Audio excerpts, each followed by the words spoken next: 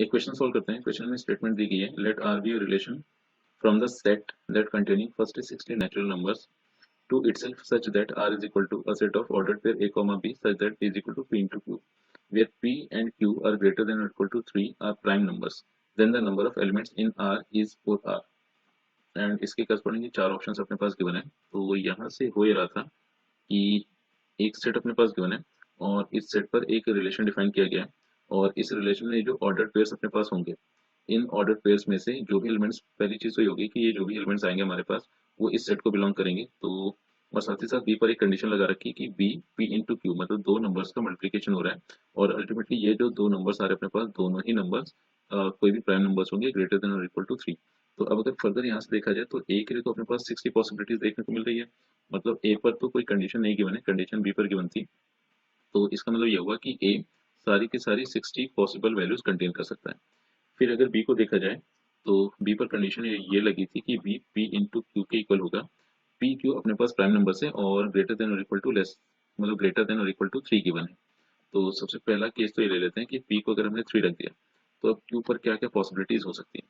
P जैसे 3 हुआ तो क्यू 3 हो सकता है, क्यू 5 हो सकता है, 7 हो सकता है, क्योंकि यहाँ से अगर हम देखें तो 3 3 जा 9 और जो बी हमारे पास आया 9 बना, 9 अल्टीमेटली सेट को बिलोंग कर रहा है तो बी 9 कंटेन कर सकता है, मतलब बी की वैल्यू यहाँ पर 9 हो सकती है। फिर फर्दर अगर हम देखें तो 5, मतलब क्यू की वैल्यू 5 ले ली और पी की वैल्यू 3 ले ली तो 3 5 जा 15 और बी की वैल्यू 15 भी हो सकती है। तो इस तरह से अगर हम देखें पी को जैसे 3 किया तो क्यू अपने पास 3 5 7, फिर उसके बाद 11 13 17 एंड 19 हो सकता है। अच्छा, अगर 19 के बाद देखें तो 19 के बाद कोई भी वैल्यू देखने को नहीं मिलेगी, मतलब क्यू 19 से बड़ा नहीं हो सकता corresponding to p equal to 3। तो यहाँ से अगर हम देखें 3 इंटू 19 57 हो गया। फिर नेक्स्ट अगर हम प्राइम नंबर उठाते तो वो 23 हो जाता और 23 का 3 से मल्टीप्लाई करते अल्टीमेटली वो 69 देखने को मिलता। और यहाँ पर बी की वैल्यू जैसे 69 पहुंची तो वो तो एक्सेप्टेबल है नहीं, क्योंकि यहाँ पर देखा जाए तो जो भी बी हो सकता था, मतलब बी 1 to 60 ये फर्स्ट 60 नेचुरल नंबर्स ही होल्ड कर सकता था। तो इस तरह से अगर हम देखें जब पी 3 था तो क्योंकि ये पॉसिबल वैल्यूज देखने को मिली तो विल बी 3 3 6 एंड 7।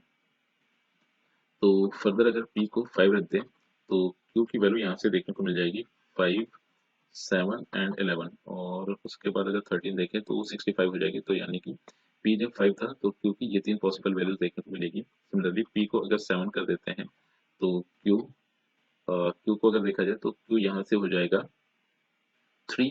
अच्छा, जैसे क्यू 3 हुआ तो यहाँ पर जो कॉम्बिनेशन पी क्यू का देखने को मिल रहा है वो हो जाएगा 7 इंटू 3। और अगर देखा जाए तो 7 इंटू 3 को पहले वाले केस में कंक्लूड कर चुके हैं या फिर यूं कहें कि इंक्लूड कर चुके हैं। अगर हम देखें तो पी यहाँ पर 3 था और क्यू यहाँ पर 7 था। तो यहाँ से अगर हम देखें 3 इंटू 7 का पेयर तो हम पहले ले चुके हैं जिसका मल्टीप्लिकेशन 21 देखने को मिल रहा था, मतलब बी की एक वैल्यू 21 देखने को मिल रही थी जबकि पी 3 था एंड क्यू 7 था।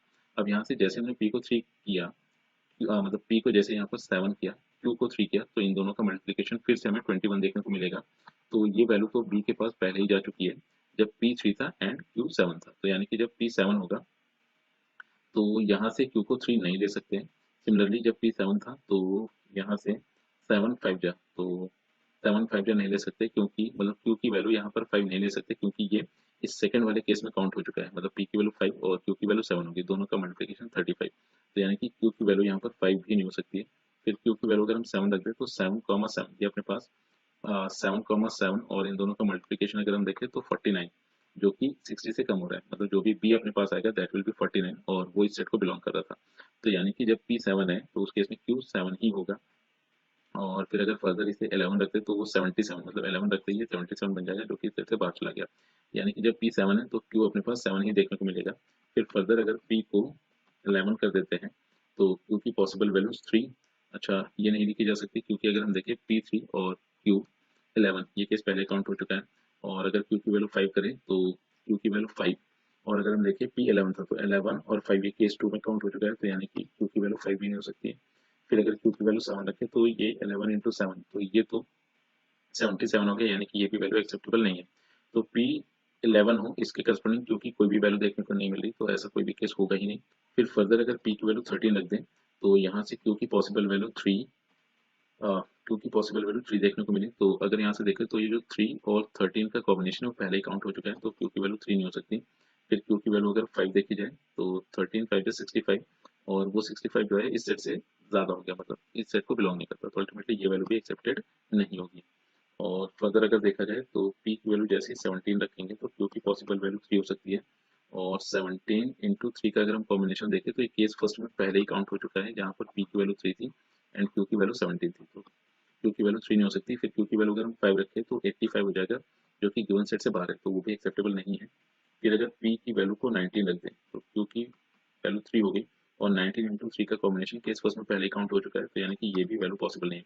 फिर अगर क्यू को 5 करते हैं तो ये अपने पास 95 हो जाएगा, जो कि एक्सेप्टेबल नहीं है, क्योंकि हमारे पास जो भी पी होगा वो मैक्सिमम 60 जा सकता था। तो यानी कि पी की वैल्यू 19 भी पॉसिबल नहीं है। इसके अदरवाइज फर्दर देखा जाए कोई भी केस देखने को नहीं मिलेगा। मतलब पी की वैल्यू अगर हम यहाँ से 23 ले लें और क्यू की सबसे छोटी वैल्यू अगर 3 को उठाते हैं, तब भी अल्टीमेटली ये जाकर 69 बनता है, जो कि इस सेट के बाहर का एलिमेंट हो गया, तो अल्टीमेटली ये भी वैल्यू एक्सेप्टेबल या फिर एक्सेप्टेड नहीं। तो यहाँ से अगर देखा जाए तो इसके फर्दर मतलब p equal to 7 and q equal to 7 के फर्दर कोई भी केस देखने को नहीं मिलेगा जो कि p इंटू क्यू के कॉम्बिनेशन को सेटिस्फाई कर रहा हो, और जो भी b फर्दर हमें मिल रहा हो वो इस सेट को बिलोंग कर रहा हो। तो इस तरह से अगर हम देखें तो जो b की पॉसिबल वैल्यूज देखने को मिलेंगी वो हो जाएगी अपने पास 7, 3, 10 और 1, 11। तो ए के पास total number of available options तो 60 हो गए, बी के पास total number of available options 11 हो गए।